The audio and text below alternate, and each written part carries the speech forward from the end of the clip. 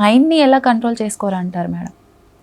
Mind కంట్రోల్కి మనకి చాలా beautiful methods ఉన్నాయి, సింపుల్ మెథడ్స్. ఒకటి బ్రీదింగ్, అది మనం ఎవరం పట్టించుకోం, కానీ బ్రీదింగ్ వల్ల మన బ్రెయిన్కి ఆక్సిజన్ ఎక్కువ చేరుతుంది కాబట్టి మన మైండ్ కామ్ అయిపోతుంది. ఎప్పుడైనా మీరు ట్రై చేస్తే ఏదైనా, అండ్ ఎస్పెషలీ మీరు చూస్తుంటారు స్ట్రెస్ ఉన్న వాళ్ళకి వాళ్ళు అని అంటుంటారు, ఎందుకంటే అన్కాన్షియస్గా వాళ్ళు బ్రీదింగ్ చేస్తున్నారు, అది మైండ్కి చేరాలని.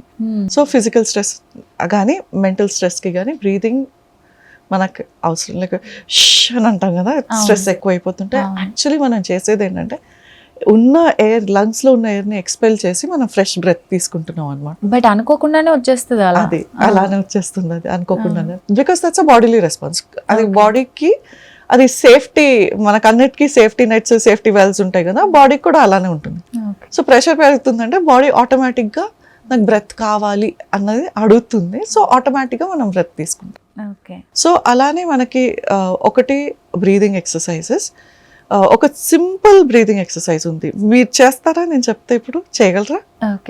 ట్రై చేస్తారా? మీరు ట్రై చేసి చెప్పండి. ఒక 3 times మీరు breathe in through your nose for 4 breaths, 1 2 3 4, hold for 7 breaths, breathe out for 8 breaths through your mouth. ఇదే ఒక సింపుల్ ఎక్సర్సైజ్ మేము అందరికీ చెప్తాం అనమాట. 4 7 8 అంటాం. దీనివల్ల మైండ్ చాలా రిలాక్స్ అవుతుంది. ఇది ఒక 3 times చేయాలి. 3 times కన్నా ఎక్కువ చేయకూడదు ఫస్ట్ టైంలో. మీరు ట్రై చేయండి.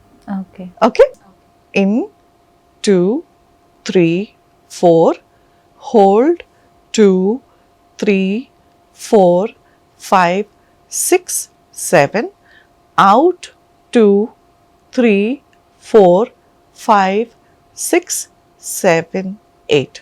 బ్రీద్ అవుట్ చేస్తున్నప్పుడు నోట్ నుంచి బ్రీద్ అవుట్ చేయాలన్నమాట. ఇంకొక 2 times చేయండి, మీకు తెలుసు. మీరు మీ పేస్లోనే చేయండి. ఓకే.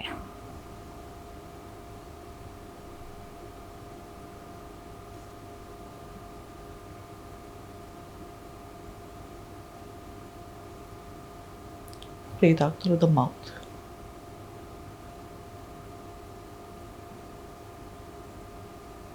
ఓకే. కొంచెం డిఫరెన్స్ ఏదైనా తెలుస్తుందా మీకు? మైండ్ కొంచెం కామ్ అయినట్టు, కొంచెం రిలాక్స్ అయినట్టు, బాడీ అంతా రిలాక్స్ అవుతుంది. సో ఇది చాలా పవర్ఫుల్, యాక్చువల్లీ సింపుల్ ఎక్సర్సైజ్, చాలా చాలా పవర్ఫుల్ ఎక్సర్సైజ్ ఇది. ఇదొకటి. కొంతమందికి మెడిటేషన్ నచ్చుతుంది. మెడిటేషన్తో ప్రాబ్లం ఏంటంటే చాలా మెథడ్స్లో వాళ్ళు ఏమంటారంటే మైండ్ కామ్ అయిపోవాలి అని అంటారు. అది చాలా కన్ఫ్యూజింగ్ ఉంటుంది చాలా మందికి, ఎలా కామ్ చేసుకోవాలని. సో సింపుల్ మెథడ్ ఏంటంటే, నేను బ్రీదింగ్ మీద కాన్సన్ట్రేట్ చేస్తున్నా, వేరే ఏ థాట్స్ వచ్చినా మనకి ఆ థాట్స్ని ఓకే వచ్చిందా, ఆల్ రైట్, నేను దీన్ని గమనించాను, దాన్ని పక్కన పెట్టేస్తాం అన్న విధంలో ట్రై చేయాలి. అదే మనకి మన మార్నింగ్ రొటీన్లో ప్రేయర్స్ కానీ ఏదైనా చేస్తుంటే కూడా, మనం పూజ చేస్తున్నప్పుడు మామూలుగా థాట్స్ వస్తూనే ఉంటాయి. అక్కడ ఎవరో బెల్ కొడతారు, పని నుంచి వస్తూనే ఉంటుంది, ఇవన్నీ జరుగుతూనే ఉంటాయి. ఎవరు మన కోసం ఆగరు కదా, అది లైఫ్ అనేది జరుగుతూనే ఉంటుంది. సో ఆ టైంలో అవి గమనిస్తూ మనం వాటిని వదిలేసేయాలి. అయ్యో బెల్ కొట్టారు, నాకు డిస్టర్బ్ అవుతుంది అన్నది ఆ ఆలోచన మనం పెట్టుకోకూడదు. ఓకే, బెల్ సౌండ్ వచ్చింది, continue to focus on what you want. అలా అన్నది ఒకవేళ బ్రెత్ కాకుండా ఎవరికైనా అది నేను చేయలేను అని అనుకుంటే, మేము ఏమంటామంటే విజువలైజ్ సంథింగ్. ఇప్పుడు నాకు ఈ జాబ్ కావాలి, ఇట్లాంటి జాబ్ కావాలి. ఓకే, సో నేను ఆ జాబ్లో, నాకు ఆ జాబ్ దొరికేసింది, నేను అలా బాగా చేస్తున్నాను, అందరు నన్ను మెచ్చుకుంటున్నారు, నాకు ప్రమోషన్స్ ఇస్తున్నారు, రికగ్నిషన్ వస్తుంది అన్నది దానిపైన ఫోకస్ పెడితే మనకి నెగటివ్ థాట్స్ అనేవి తక్కువ వస్తాయి, దాని మీద మనకి కాన్సన్ట్రేషన్ ఎక్కువ ఉంటుంది. పాజిటివ్గా ఉంటే స్ట్రెస్ కొంచెం తగ్గుతుంది అంటారు. సో మెడిటేషన్ ఒక విధం, దానికి విజువలైజేషన్ ఒక టైప్. ఇంకోటి మనకి ఉన్న బ్యూటిఫుల్ యోగాలో ఉన్నది శవాసనం, అది కూడా చేసుకోవచ్చు. అండ్ పిఎంఆర్ అంటాం, ప్రోగ్రెసివ్ మసిల్ రిలాక్సేషన్ అన్నది.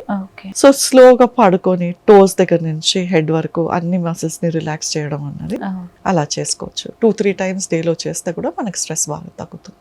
ఓకే.